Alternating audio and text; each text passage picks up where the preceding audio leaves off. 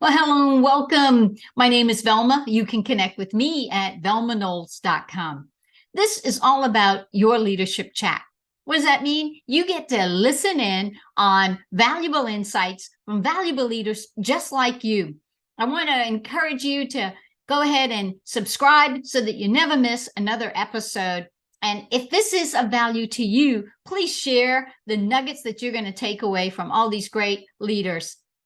Hey, please give a big welcome to my special guest and your valuable leader, Kenric Lynn. Hey, Kenric, welcome to your leadership chat. Hey, Velma, how are you today? I'm better than you, man. You got the strap on for this one. What's going on? I do. I had to, I had to put this on today, for the camera, so my I know, doctors right? don't see me being bad at home. But I had a little injury not too long ago, and I'm just going to take time for it to heal. Oh man, well, you are a trooper. I thank you so much for still, pushing through and saying, I'm going to do this and I'm just going to bring my shoulders with me. And so, yeah, thanks so much for being on your leadership chat today. You're welcome. I appreciate the opportunity. Yeah, thank you. And I want you to kick off by telling the listeners a little bit about who you are, first and foremost, because I think that's so important. Who are you? And then a little bit about what you do. Okay, thanks, Velma. Yeah, so again, my name is Kenric. I'm originally from Dallas, Texas. Hey. I graduated high school back in 1991, and I joined the greatest army in the world. And I spent 23 years of honorable service before I decided it was time to retire. And I live now here in the Midwest with my family. All of my kids are older, so people think we're empty nesters, but one thing you find out about having kids is that sometimes they come back. But we enjoy seeing them. You find out later on in life that all those teenage frustrations you had, when they're gone, you miss them. Right. You miss them. So, yeah, I'm happy they're all healthy and they're here, and I still get to spend time with them. That's awesome. Right. I love that. And let me be the first to say on behalf of the listeners, thank you for your service to our country and to our families and our loved ones. And not just thank you to you, but thank you to your family for making that sacrifice. I mean, freedom it gives you free, makes you free, but it's not free. You're And absolutely right. there is a You're cost. absolutely right. And I'll say this, the sacrifice part. Sometimes, people like to say, the ultimate sacrifice is unfortunately something bad happening to you Yeah. while you're on active duty. But if nothing bad happens to you, the ultimate sacrifice is the ability to live for something that's bigger than you. Because we all come from different backgrounds. We all have different beliefs. Mhm. But in military terms, when it's time to be in the foxhole with someone you might not even know, Yeah. There's a bond that it's just unbreakable. And I Right. tell people all the time, joining the military is probably one of the greatest decisions that I ever made, because it got me out of my 6 blocks or whatever it was I grew up in, Right. and Right. I got to go not just see the world but live amongst other people. And Mhm. and one thing I found out is that no matter where you go, people are people are people. I Yeah. didn't go anywhere, since we're going to talk about leadership, Sure. Sure. No, and this like is good. John always says, once you stop loving people, you should stop leading them, and That's if you right. can't love people, you can't lead them correctly. And one thing I found out from traveling is that I didn't run into anybody that didn't want to be loved, Right. that didn't want to give love, that didn't want to be seen, or who didn't want to be heard. Yeah. And how many times have you run into that leadership challenge yourself, where you realize the person in front of you just wants to be seen, they just want to be heard, they just want to be acknowledged, they just Mhm. want someone to know that they have value. That's right. So yeah. That's right. That's beautifully said. Oh my goodness. You are leading into this next, area that I want to kind of drill down a little bit on and get your leadership insights for. And that is, can you share a person who is a valuable leader in your life? Someone that Kendrick would say, I am not the man I am today, Velma, if it was not for this person. And here's why. Who's that valuable leader? Oh, absolutely. I'd have to go back to probably 1994, and I I haven't actually spoken to this person, to be honest with you, in quite some time. Wow. But the impact they had on me was tremendous. I was at a time in my life where I was at a crossroad with my career and with the military, because I was like a lot of people. You know, I joined, I'm just going to do my 4 years and I'm just going to get out, you know, and but you know, I was stationed in Alaska, my first duty station, and you know, it was the first time I'd really been away from home outside of, you know, training and everything. And when it was time for me to leave, I ended up going back to what we called AIT, or Advanced Individual Training, to learn a new job, a new skill set. And at that time, my attitude was not the greatest. And I happened to meet a gentleman who was higher ranked than I was. But for some strange reason, he was okay with us being friends. You know, and I tease him about this all, you know, when I used to talk to him, it's like, how did you ever let me hang around with you? But the thing about him is that he was one of the first people that I met who literally led by example, meaning he never talked about what he was doing. He just did it. And he never, you know, even if I made a decision that he was not happy about, I knew it, but he didn't say it in a way that was ever going to be demeaning or demeaning or belittling. And I didn't realize it at the time, but he was the kind of the, you know, the big brother that I needed at the time, you know, and I really matured in that short year that I was with him to where things like my career became important. Because if you know, if you're listening and you've ever had that attitude, I'm gonna do my time and get out, you know, that's an energy that you put out there that, you know, the universe will help you make it true. And it'll keep your attitude in what, you know, we would call a non-growth type of attitude, or a non-growth mindset, or fixed mindset. And I believe that was really the first time that I really kind of stepped into the world of growth mindset, because I started asking myself the question of, well, what if I did the stuff I needed to do to get promoted? You know, what if I did the stuff that I needed to do so that people actually saw me the way I wanted them to? You know, and so, you know, his name is Chris. You know, he's retired too. Interesting story about him. I told the same story to my commander right before my retirement ceremony, and she actually reached out to him. And I didn't know it, you know, but at my retirement ceremony, he had some, you know, some kind things to say about me. And I've always been appreciative of the example that he set for me. And also the friendship, you know, and to me, that was love, you know. So again, he was showing me, I said he was the brother that I didn't know I needed, but he was also showing me the love that I didn't know that I needed too. So Oh my appreciate goodness. you, Chris. Thank you. Wow, yes, Chris, thank you. I now know the man on the other side of the screen, so you know, I see the valuable leader in you, and so kudos to Chris for seeing it before any of us had our eyes open, right?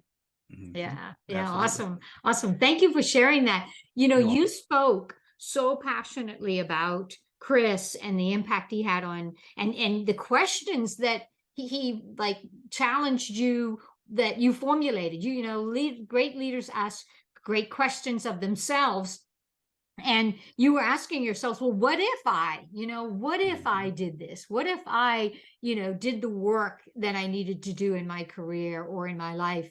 And you see the benefit from that because you answered those questions. You stepped up to the call.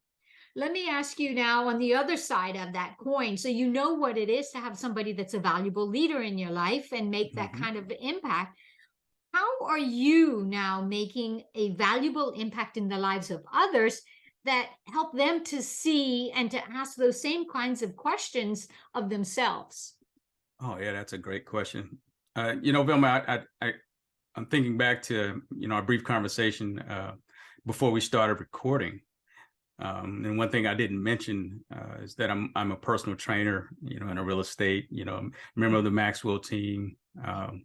You know, I've done some coaching, speaking, and training. But the one thing I discovered is that I was actually able to elevate the things that I had been learning and the skills I had been developing as a personal trainer. Yeah. So one of the things that I believe that I try to do, I've gotten some feedback from people about this. So it's not about really what I think, is that I help people see the inherent value in themselves.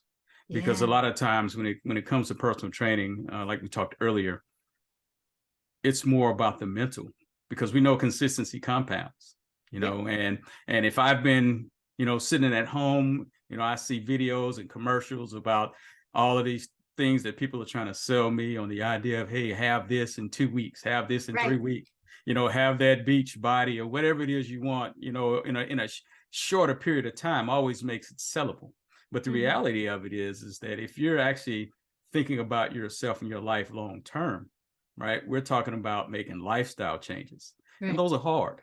We're not gonna, I'm a chocoholic, I'll admit it, but I know that while I'm not a restrictive eater, I know I can't sit and eat bags of Twix like I used to.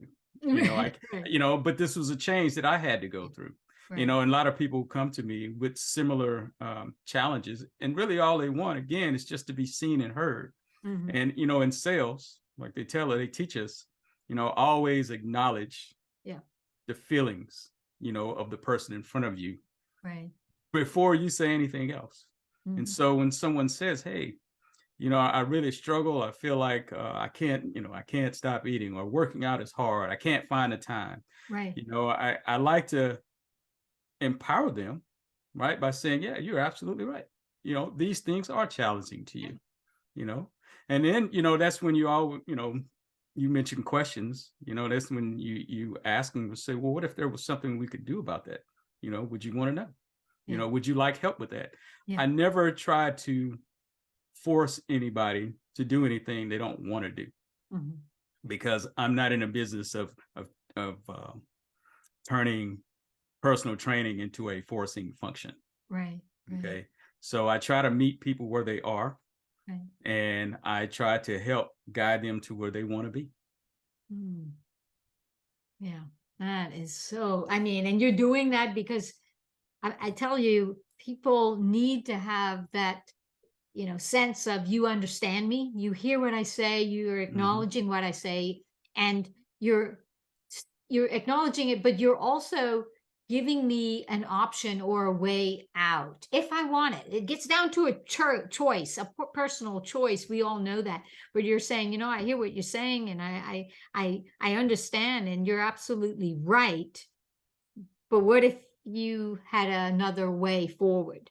What if you could do something differently? Would you? And that's when it gets down to a personal choice. And I just, whether it's weight loss, or or whether it's any kind of other thing that, too much chocolate, whatever, too much coffee over here, right? Whatever that, that type of just, you feel like you indulge a little bit too much on, whatever that is, there's something to be said about the choices you make and the discipline that you set in place. And I think the same applies in leadership, is that, you have to have a discipline of saying, my leadership is just not, I don't just arrive. It's an everyday journey that I'm on. It's an everyday journey I'm on to take care of my weight and my body. It's an everyday journey I'm on to think the right thoughts and be, positive, and put off the right kind of energy, right? So I think you're spot on. I love the fact that you're the guide that is coming along, helping someone to understand where they are, but also then say, there's another way. And if you want to go that other way, I'm here to help you. You don't have to go alone. Absolutely. Well said. Nice. Beautiful. Yeah. Oh my goodness. Okay. Well, not that you haven't dropped enough bombs, but share with us. I always love to give the guests an opportunity to share a big takeaway. And it's because I know that anytime I speak to anyone, there's something on their heart that they wish, I wish either someone would have said this to me a long time ago, or I wish that I have an opportunity, if I could tell anyone, this is what I would say. So what's that one big takeaway that you would say, if I could help our listeners be a better leader, live the life that they, their full potential that they're made to have, what would that big takeaway be? Oh, yeah, I love that question. Being in the military, one of the things that I learned that I still carry with me today is to adapt and overcome. Mm, We hear a lot of people talking about, being authentic, being your true self. But I think sometimes we confine ourselves. I personally don't believe that way of thinking, right. right? And that quote and that phrase was meant to be uh, encapsulating, meaning not, it's not meant to put you in a box. It's not meant to be fixed. Mm, So one of the things I would tell people is like, well, while you're out being your authentic self, make versatility a part of who you are. You can't be afraid. You got to have courage, yeah. right, to change. Mm, And what I mean is you have to adapt to the situation, just right. like you have to adapt to the person that's sitting in front of you. Mm, And I tell people all the time and said, if you don't believe me, think about how you speak to your significant others when you want something versus how you speak to strangers when you want something. Yeah, wow. I once had a teacher once tell me, an instructor, she said, people complain about people politicking. And she said, well, everything is politics if you Uh, just simply think about politics in terms of ways to get things done. yeah. So you politic differently, with your mother, if you were, that type of child, than Yep. you did with your father. You knew Hmm. how to talk to them because, kids are smart, Right. and so why not still be that same way in life? I've never been a proponent of the idea of just, you know, take me or leave me, as though Hmm. I can't change, because Yeah. when it comes to solving problems, and it's really what we are all trying to do is help Yes. each other solve problems. Yeah. If I don't consider myself part of the problem, I can't be part of the solution. So if I'm the one keeping the water from flowing, right? Mm, But I say, well, this is just who I am, take it or leave it, then I think I'm doing myself and others a disservice. right. So it's kind of shortened it. My big idea, my big takeaway is just don't be afraid to be versatile, because you got to have versatility to be resilient, Yes. right? You got to have versatility to say I'm wrong, Mm, right? You got mm, to have versatility to say, hey, maybe I'm not growing in the areas that I need to be growing in, right. because how can we get better if we're not changing? Mm, So, don't be afraid to be versatile. You don't, being versatile doesn't mean being someone I'm not, but what if you were someone yeah. different in this situation? Mhm. Meaning, what if you were the person that the person in front of you needed to talk to? Right. Just in the way the words you chose, the Mhm. vocabulary you used, your body language. Because again, we like to, how can you mirror, if you're not willing to change? Mhm. Yeah. And it's so true because, just who you are today, if we took that mentality, right, then babies would never try to walk. Right. But That's true. you're going to pick me up and take me around and feed me. And, Hmm. there would never be that internal instinct to say, come on, you can get up. And why do parents and grandparents and loved ones, encourage us as children, as babies, to put one foot in front of the other? Because they Absolutely. know that we are made to do more, right? And we Absolutely. have all these gifts and talents. And even as a baby, without the conscious awareness, we still keep trying and we fall back down and we get back up. But then as we get older as adults, I think we tend to allow the bruises of life and the scars and the situations where we fall down and trip ourselves or others trip us up. We tend to allow that to hold us back. I know I've been guilty of that, and that limits your growth. And when you can, like you said, when you can be, willing to say, that's who I was, or that's who I am, but that's not who I'm going to be, Mhm. because I'm working on being the best version of myself. I'm going to fill up my cup, if you will, so that when this life is over here, I'm going to die empty, because everything I have, I'm going to give it away, but you got to fill up your cup, or you're just going to walk around as an empty vessel. Oh man, you That's just true. dropping bombs there on that big takeaway. You got me into Thank you. storytelling now. It's very interesting. And I just want to say this Yeah, please. before we wrap up. No. If I go back to the original question about leadership Yeah. and who influenced me, I gotta say this. I still remember the first time I met you. I don't know if you remember, but I met you the same time I met our friend Jeff Willie. Okay. And Yeah, Jeff. and I never forget what you said to me. And I said, you may not remember this, I'm in right? trouble. And it may have been something that you practiced, but you know what? You said it to me, and it meant a lot. Oh. You walked over. I think we were registering, Right. and I think you walked over and you said literally, you look like someone that I need to get to know. Wow. So again, both of us were attending our very first Maxwell conference at that time, right? And so even though we were both new, you still found a way to make me feel welcome there, and that I wasn't a stranger and that I was amongst family and friends. And so I just got to say, I still appreciate that to this day, even though that was, when did we join the Maxwell team? Oh my gosh. First of 2017 was our first IMC. 2017. That's exactly right. Yeah. So we're talking 6 years ago. Wow. So, and I still remember that, and it still impacts me today because, it reminds me that it's not hard to show someone that they have value and that that you see value in them. And so I just want to say thank you. Oh man, that's really kind of you. I didn't see it coming. And I remember when we met, but I don't remember what I said. But obviously, it was meant for you. And boy, am I glad I said something good. Well, I'm the wallflower, right? So, when someone says something like that, it has an impact on me at a party. I remember it. Because I'm at a party, I'm usually the one that's either standing by the wall or as a kid by the speaker, it's just, I was there, but you don't remember it, right? Well, but I remember you. My friend, thank you for taking it in the spirit of light that it was intended and not like, here's a pickup line, I'm in trouble. No. But, because I believe it took courage for you to do it too. Sure. That's why I say I really appreciate it.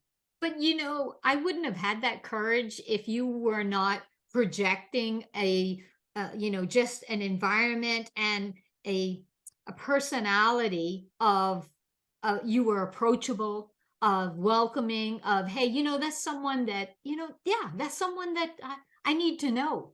It was more around your presence. Let me use that because I'm really focused on leadership presence now more than ever. And you had leadership presence then, and you have it today. And that's why thank you.